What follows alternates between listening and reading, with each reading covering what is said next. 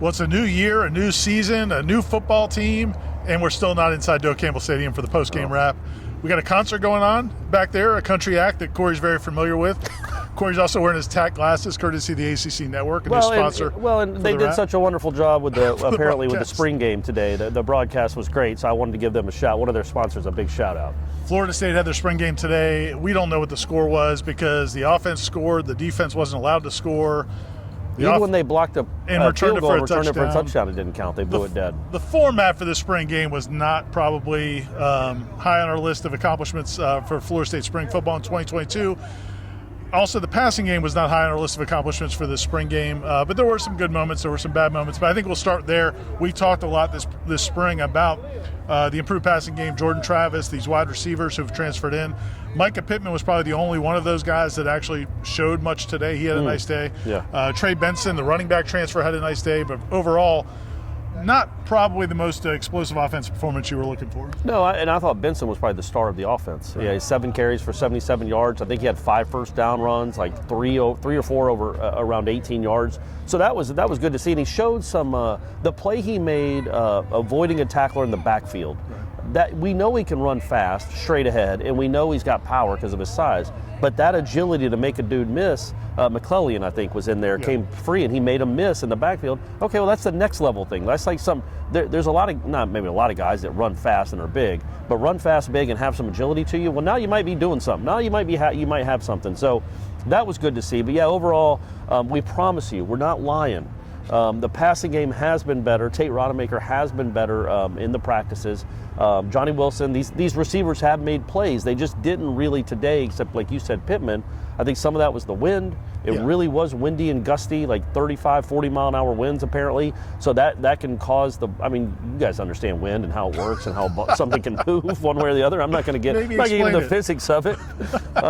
So they didn't adjust maybe well to that. But yeah, I was disappointed in the passing game, the third down conversions. But yeah, just Travis and Rodemaker, it didn't have a rhythm to it. And it looked a lot like it's looked, and we want it to start looking better in front of a bunch of eyes and not just ours. But part of the problem also is, and you mentioned it in your observations, the quick whistles. We've seen it all spring. They have been adamant. The coaching staff is dropping the TAC classes. Yeah, I can't see Aslan. The coaches have been adamant about not letting Jordan Travis just make plays with his legs. And right. The reason and the way they're doing that is by making him stay in the pocket. And if a defender is anywhere within, 7-8 square miles of him, they blow the whistle and call the play dead. Yeah. And that kills drives. If it's second down and Jordan Travis completes a pass, but they call him down by a sack, now it's 3rd and 14. Yeah. That drives pretty much a wrap. And we saw a lot of that. I thought if it took away a touchdown from Tate Rodemaker early in the game. Keyshawn Helton, yeah. The one nice thing for Tate was he did come back and throw a nice touchdown in that, I don't even know what you call it. The main event. The main event, Ira. The game after the game that was coached by former players, E.J. Manuel, Cannell, 4 players, Brian McFadden, and Peter Boulware, that guy. In that segment, Tate Rodemaker had a really nice touchdown pass, but to Kentron Portier.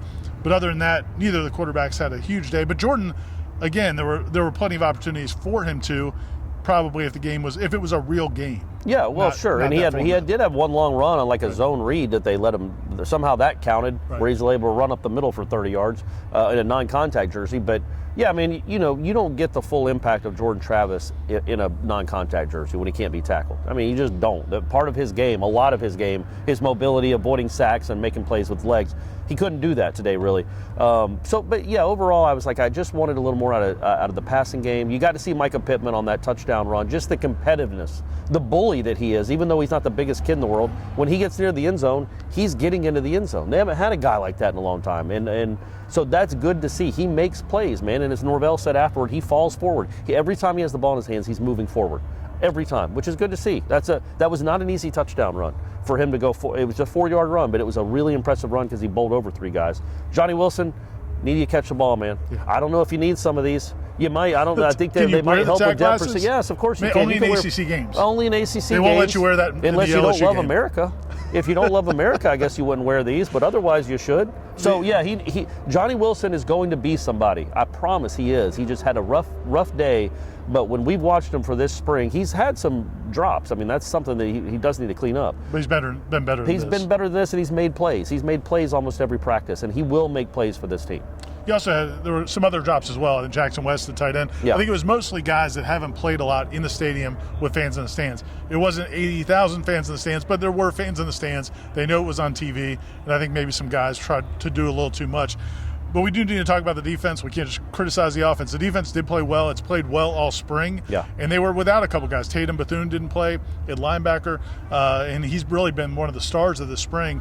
But you got to see Jared Verse. Yeah. He showed his burst, getting a couple sacks. Also had the blocked field goal. Sacks in quotes. Well, yeah, he was in the vicinity of a quarterback. But you could see what he brings to that defense.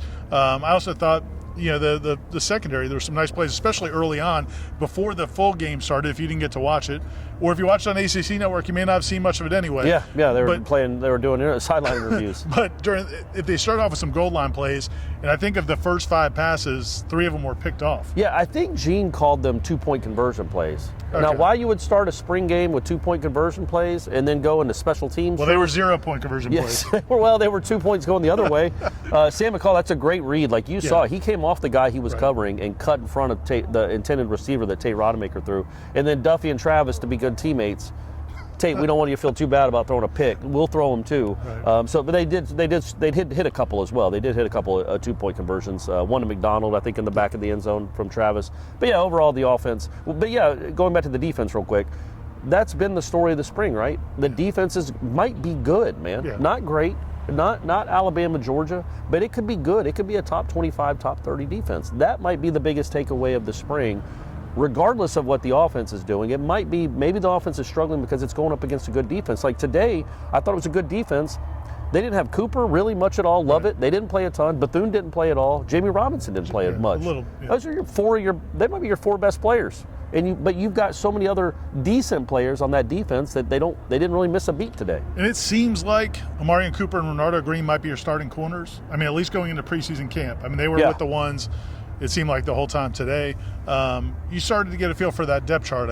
Maybe solidified going into preseason camp. There will be competition going on. And I think Shaheem Brown, if I had to guess, we don't know, but I think he might be the second in line in safety. Right, I think he's worked himself. He's the guy that last August made all the plays. He had a nice spring, I think, as far as making plays. He seems to have worked himself into being a factor, being a role player, at least getting some snaps this year at safety. You saw some different guys on the defensive front make plays. Quayshawn Fuller looked explosive again. Yeah. He hasn't had the biggest spring in terms of recognition, but you saw him make some plays. Jared Johnson again. Man, Jackson, whatever we're going to call him, Ira. I don't know. Double J squared. I'm getting that right. I'm just never going to get that right. But he is such a imposing dude. And they took 2 guys. I watched him on 4 straight plays. He didn't make any plays, but he's pushing dudes into legs of quarterbacks' legs, and it's 2 guys. I mean, he could be a real factor. Wrapping it up here from Doak Campbell Stadium. This is, should we get them on the? No. We could have invited them over. Well, no, we gotta explain what's going on. Well, this is for YouTube, and this is for people that love Florida State football. We're going to wrap it up here from Doak Campbell Stadium. This is not the end of spring practice, so Florida State has one more practice on Tuesday, and we'll have plenty of coverage on that and plenty of continuing coverage from Warchant.com.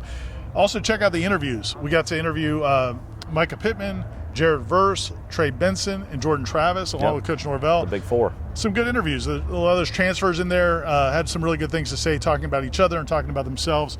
So I think that was a good capper on the night. Well, we need to get back in before Sawyer Brown closes up his set. We want to hear is it Sawyer Brown? Who's playing? I don't think it's Sawyer Brown. Chris Jensen. It's Chris. Well, what did I say?